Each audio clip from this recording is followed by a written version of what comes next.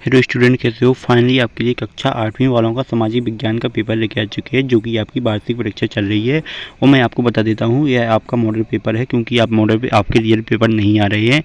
इसलिए आप model paper देख लीजिए और आप मिला लीजिए किस प्रकार से आपके पिछले पेपर में आ सकते हैं और किस प्रकार से आप उनको कर सकते हो। तो ये इसलिए आपको यह पेपर प्रोवाइड करा जा रहा है मॉडल पेपर, और इसलिए मॉडल पेपर बनाए जाते हैं। तो पूरा मॉडल पेपर आप देख लेना। सभी प्रश्न के उत्तर भी आपको बताए जाएंगे, आपके 60 में से 60 ही सभी प्रश्न के उत्तर बताए जाएंगे इस वीडियो में। और सभी प्रश्न और अब इस प्रकार आप किस प्रकार से लिख सकते हो पेपर में, जिससे आपको 60 में से 60 नंबर मिलेंगे।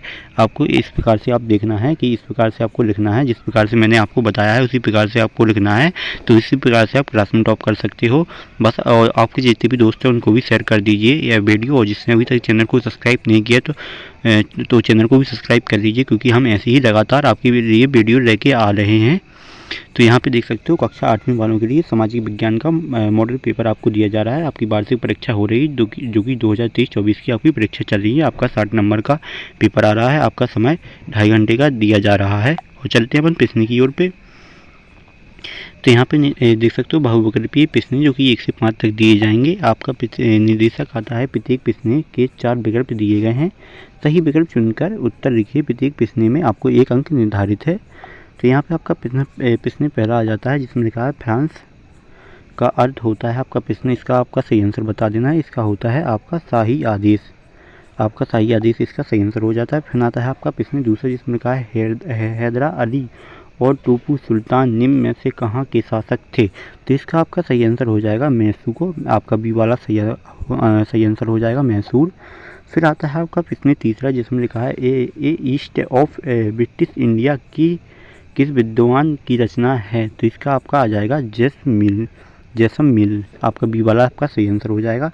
फिर आता है आपका प्रश्न 4वां, जिसमें लिखा है ईस्ट इंडिया कंपनी की स्थापना कब की गई थी। तो ईस्ट इंडिया की कंपनी सन 1916 में की गई थी।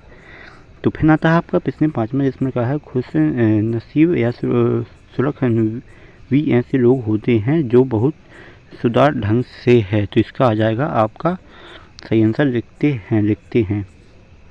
फिर आता है आपके यहाँ पे लिखिस्तान और आपके बहुविकल्पीय प्रश्न मैंने आपको कंप्लीट करा दी है। और जिसने अभी तक चैनल को सब्सक्राइब नहीं किया तो चैनल को भी सब्सक्राइब कर लीजिए। फिर आते हैं आपके यहाँ पे लिखिस्तान, जो कि प्रश्न 6 से 10 तक दिए जाएंगे। और निर्देशक में दिया गया है निम्नलिखित प्रश्नों के उल्लेख स्थान की पूर्ति कीजिए। प्रत्येक प्रश्न के लिए आपको 1 अंक निर्धारित है। यहाँ पे आपका प्रश्न 6वां दिया गया है, वर्तमान में संयुक्त राष्ट्र संघ के सदस्य देशों की संख्या डेढ़ है। तो आपका 1996 आपका सही आंसर हो जाएगा। मैंने आपको पहले ही भर दिया है। फिर आता है आपका प्रश्न 7वां, जिसमें लिखा शांति काल में सेना के कार्य करती है। तो इसमें आ जाएगा समाज सेवा। फिर आता है आपका प्रश्न 8वां, जिसमें लिखा है अशोक चिन्ह हमारा डेढ़ प्रतीक चिन्ह है। तो इसका आ जाएगा राष्ट्रीय प्रतीक चिन्ह है। फिर आते हैं आपके प्रश्न 9वां, जिसमें लिखा है ईस्ट इंडिया कंपनी की स्थापना के लिए की गई थी। तो इसका आ जाएगा व्यापार के लिए। फिर आता है आपका प्रश्न 10वां, जिसमें लिखा है रैयतवाड़ी व्यवस्था सर्वप्रथम बम्बई और मुंबई में शुरू की गई थी। तो इसका आ जाएगा चेन्नई और मुंबई।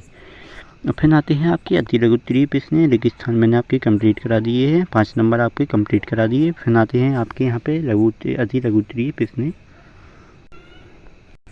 तो यहाँ पे निर्देशक देख सकते हो, जिसमें लिखा है निम्नलिखित प्रश्नों के उत्तर 1 या 2 वाक्यों में लिखिए। प्रत्येक प्रश्न के लिए आपको 2 अंक निर्धारित है। तो यहाँ पे प्रश्न 11वां में दिया गया है वन गाँवों की स्थापना क्यों की गई थी।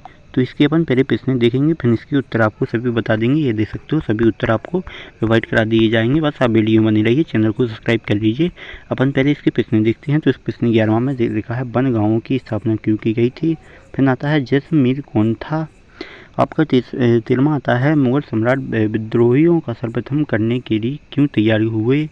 फिर आता है आपका प्रश्न 14वां, जिसमें लिखा है संवैधानिक उपचार के अधिकारों में कितनी बातें का उल्लेख किया गया है। फिर आता है आपका प्रश्न 15वां, जिसमें लिखा बेड के डेपेच से आप क्या समझते हो। इन 16वां में लिखा चार्टर से क्या तात्पर्य था। तो चलते हैं अपन इसके उत्तर देख लेते हैं। आपके 11वां, 12वां, 13वां, 14वां, 16वां आपके इन सभी के उत्तर देख लेते हैं।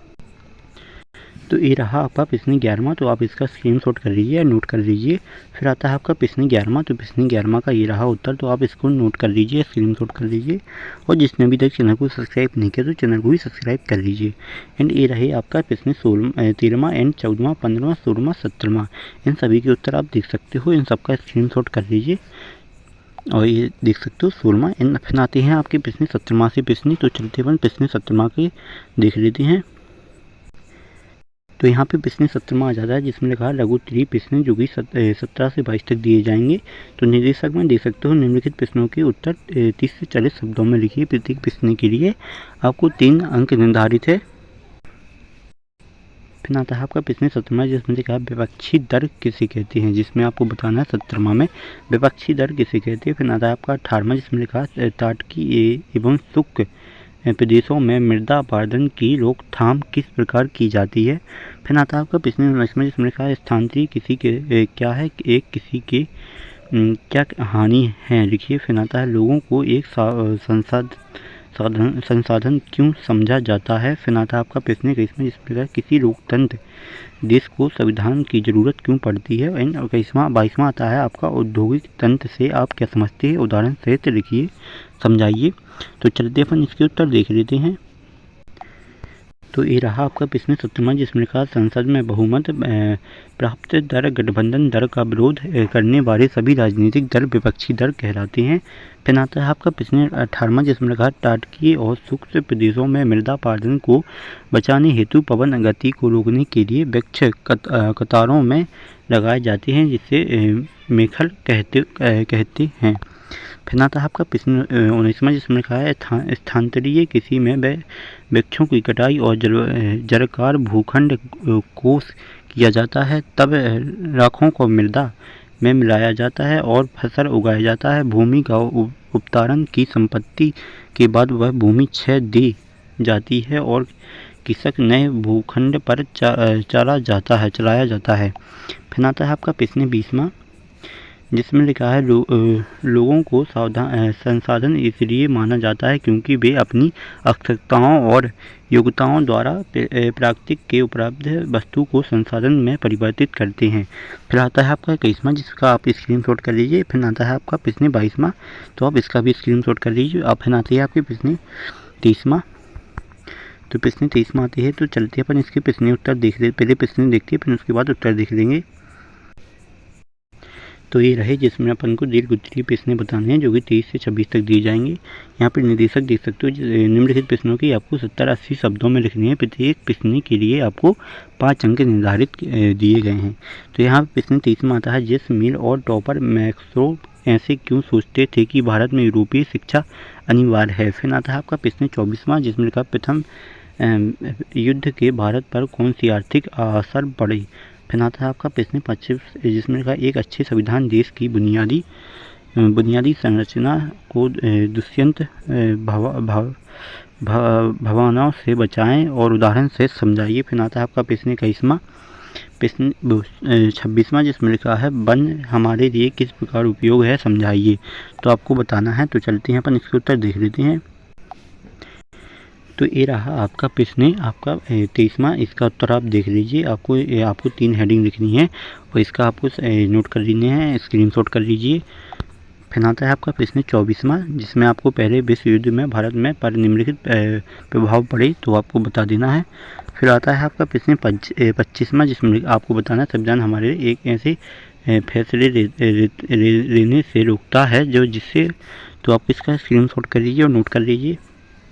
फिर आता है आपका प्रश्न 26वां, तो आप प्रश्न 26वां का आपका ये बहुत छोटा है, आपको 5 नंबर नहीं दिए जाएंगे, आपको 80 नंबर में लिखनी है। तो आपको इसको बड़ा चढ़ा कर लिखना है, तो आपने अपने मन से लिख देना है।